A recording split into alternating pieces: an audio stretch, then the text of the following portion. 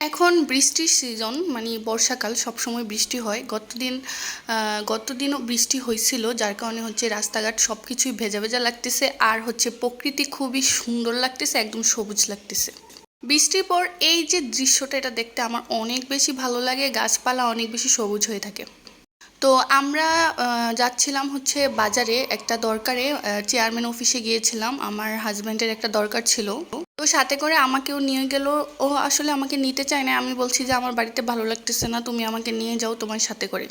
তারপর চেয়ারম্যান অফিসে কাজ সারার পর আমি বললাম আমার না অনেক বেশি চটপটি খেতে ইচ্ছে করতেছে, চলো না আমরা যাইয়া চটপটি খাই আসি।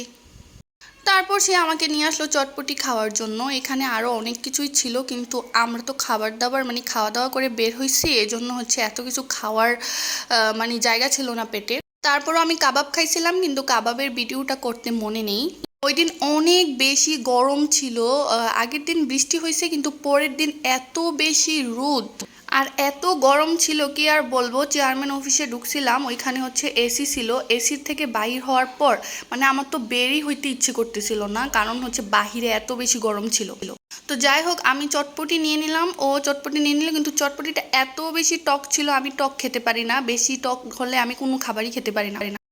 আমার হচ্ছে ওনাদেরকে বলে দেওয়া উচিত ছিল যে টক কম দিবেন, কিন্তু বলতে মনে নাই। তো চটপটিটা, এখানকার চটপটিটা মজা হয়, কিন্তু ওই দিন টক হয়ে গিয়েছিল বেশি। তারপর আমরা নিচে থেকে আইসক্রিম নিয়ে নিলাম। আমার মনে হলো যে আইসক্রিম না খেলে শরীরটা ঠান্ডা হবে না, কারণ এত বেশি গরম লাগতেছিল কি আর বলবো।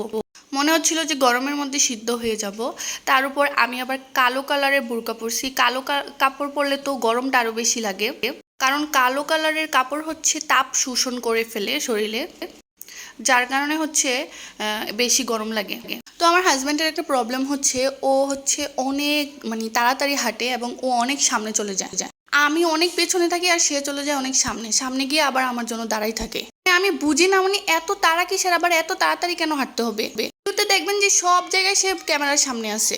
আমি কোথাও গেলে ওরে বলি যে সমানে সমানে হাঁটবা, কিন্তু না, আমার সামনে চলে যায়। সামনে তো যায় অনেক সামনে চলে যায়, আবার সামনে গিয়ে আমার জন্য দাঁড়াই থাকে। যেহেতু দাঁড়াইয়েই থাকা লাগে, তাহলে এত তাড়াতাড়ি সামনে যাওয়ার দরকারটা কি?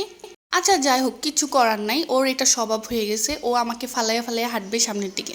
তারপর আমি বললাম যে আমার একটা আইসক্রিম খেয়ে কিন্তু পুষে নাই, আমি আরেকটা আইসক্রিম খাবো, কারণ আমার অনেক বেশি গরম লাগতেছে, আমার কিছুই ভালো লাগতেছে না, আমাকে আরেকটা আইসক্রিম কিনে দাও।